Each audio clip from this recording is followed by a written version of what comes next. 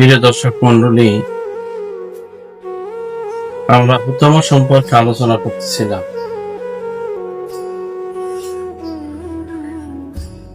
আজকে আলোচনা করব এই হুতামা জাহান্নামে কারা কারা যাবে। হুতামা নামক জাহান্নামে কারা যাবে তাদের ব্যাপারে আলোচনা করতেছি।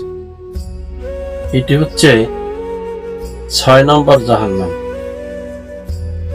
হুতামা 6 নম্বর জাহান্নাম। এই 6 নম্বর জাহান্নামে কারা কারা যাবে, এর মধ্যে 1 নম্বরে হচ্ছে যারা সামনে মানুষের নিন্দা করে, 2 নম্বরে যারা পিছনে নিন্দা করে, 3 নম্বরে হচ্ছে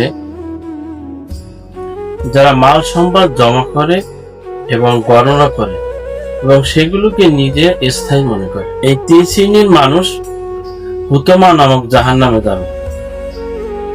এই হুতামা সম্পর্কে আল্লাহ বলেন, আউযু বিল্লাহি মিনাশ শাইতানির রাজিম। বিসমিল্লাহির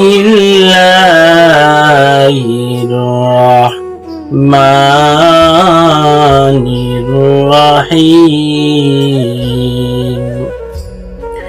ওয়াইলুল লিকুল্লি হুমাযাতিল লুমাযা আল্লাযী জামাআ মালাও ওয়া আদ্দাদা ইয়াহসাবু আন্না মালাহু আখলাদা كلا لينبذن في الحطمة وما أدراك ما الحطمة نار الله الموقدة التي تطلع على الأفئدة إنها عليهم مؤصدة في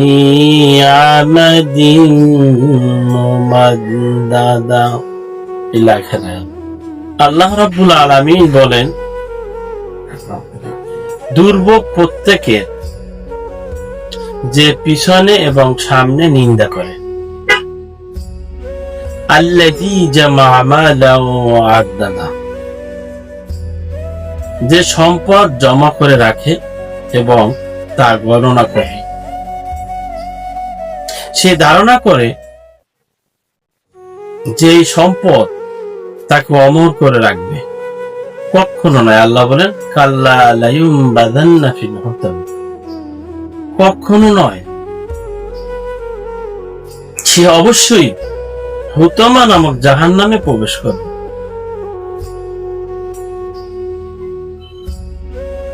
ওমা আদরাকা মাল হুতামা, আল্লাহ বলেন, হে নবী আপনি কি জানেন হুতামা কি? নারুল্লাহিল মুকাদা, এই হুতামা হচ্ছে আল্লাহ রাব্বুল আলামিনের পক্ষ থেকে প্রজ্বলিত অগ্নি। ইন্নাহা আলাইহিম মুসাদা,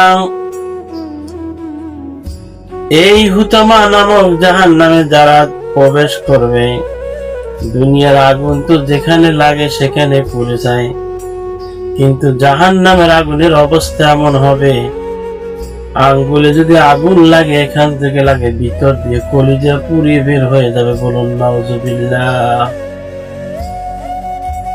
আল্লাহ রাব্বুল আলামিন যে জাহান্নাম, হুতামা নামক জাহান্নাম রেখেছে, এই জাহান্নামে যদি কেউ পতিত হয় তাহলে তার অবস্থা হবে একদম কলিজা সহ পুড়ে যাবে। বলুন নাউযুবিল্লাহ।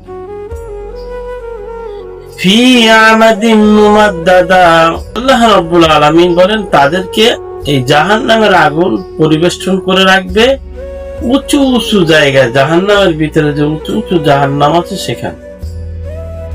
তাহলে আমরা কি কঠিন কথা শুনলাম।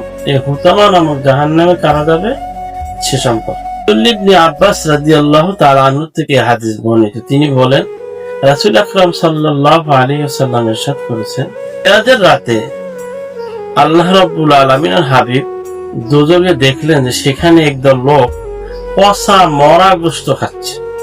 কি গোশত খাচ্ছে? পচা মরা গোশত খাচ্ছে। তিনি জিজ্ঞাসা করলেন, হে জিবরাইল, এরা কারা? জিবরাইল আলাইহিস সালাতু ওয়াস সালাম বললেন যে এসব লোকের তারা যারা দুনিয়াতে বসে মানুষের নামে গীবাত বলতো, পরনিন্দা বলতো, চগলখড়ি করত, অর্থাৎ মানুষের অনুপস্থিতিতে তাদের দোষ চর্চা করত। তাহলে দোষ চর্চা করা কি হারাম। কোন দোষ? যেই দোষ মানুষ ভুলবশত একবার করেছে, জীবনে কোনোদিন করেও না, করবেও না, এ ধরনের দোষ। কিন্তু আবু জাহেলের মতো, ফেরাউনের মতো যদি সারা জনম করতেই থাকে, তাহলে তার ব্যাপারে মানুষদেরকে সতর্ক করা লাগবে কি লাগবে না? অবশ্যই লাগবে। যারা সামনে নিন্দা করে, দ্বিতীয় বললাম যারা পিছনে নিন্দা করে, তৃতীয় নম্বরে যারা যারা মাল সম্পদ জমা করে, গণনা করে, সেগুলোকে স্থায়ী মনে করে। এই মাল ধন সম্পদের মধ্যে 5টি কথা আছে। কয়টি কথা? 5টি কথা। এর মধ্যে 1 নম্বর হচ্ছে অর্থ সম্পদ, 2 নম্বর আছে অস্ত্র শস্ত্র, 3 নম্বর আছে শক্তি সমর্থ, 4 নম্বর হচ্ছে লোক জনগণ, 5 নম্বরে হচ্ছে ক্ষমতা রাজত্ব ইত্যাদি হচ্ছে সম্পদের অন্তর্ভুক্ত। কথা কি বোঝা গেছে না? নাই? তাহলে এই সম্পদ এটা স্থায়ী মনে করা যাবে না। আর এই সম্পদ যারা ইসলামের পক্ষে খরচ না করে, বিপক্ষে খরচ করে, তারা যাবে কোন জায়গায়? হুতমা নামক জাহান্নামে। 6 নম্বরের জাহান্নামে তারা যাবে। আল্লাহ পাক আমাদেরকে এই জাহান্নাম থেকে সকলকে হেফাজত করুন আমরা বলে আমি।